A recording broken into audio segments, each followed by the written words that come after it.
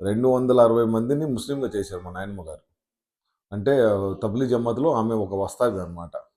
అలాంటి ఫ్యామిలీ నుంచి నేను ఇటు వచ్చాను అంటే నాకు బాగానే ఉంది. నాకేంటి మా ఫ్రెండ్ సర్కిల్ ఎవరైనా గానీ, వాళ్ళ డేట్ ఆఫ్ బర్తు, వాళ్ళ టైము, వాళ్ళ ప్లేసు అవన్నీ ఇచ్చారంటే ఏ నుంచి జెడ్ వరకి నేను నా నా దగ్గర ఎంతైతే ఉందో అంతవరకు నేను చెప్పగలుగుతాను.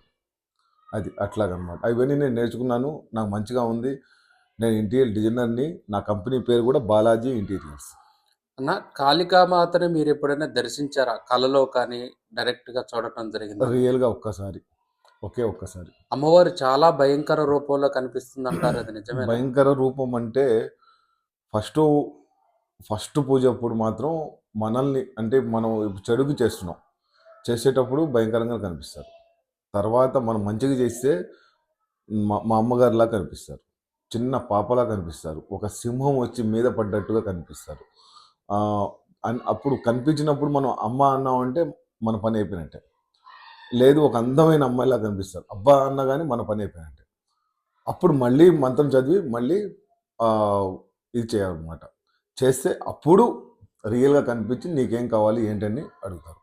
అప్పుడు మనం మంచి అయితే ఏమన్నా తొందరగా జరుగుతది. చెడైతే ఏమన్నా ఆలస్యంగా జరిగిద్ది. చెడైతే ఇప్పటివరకు నేను చేయలేదు. చేయను కూడా. అది. మంచి కోసం అడిగాను. నాకు జరిగినియి. అంటే నేను ఎమ్మెల్యే అవ్వాలి, ఎంపీ అవ్వాలి, నేను అది అవ్వాలి, ఇది అవ్వాలి ఇయి కాదు. నా లైఫ్‌లో నా ఇందులో జరిగే వాటిలో నేను సక్సెస్ అయ్యాను.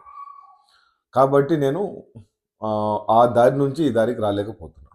అది. అన్నా, రాను కూడా. అన్నా ఆ! మీరు ఒక ముస్లిం. అవును.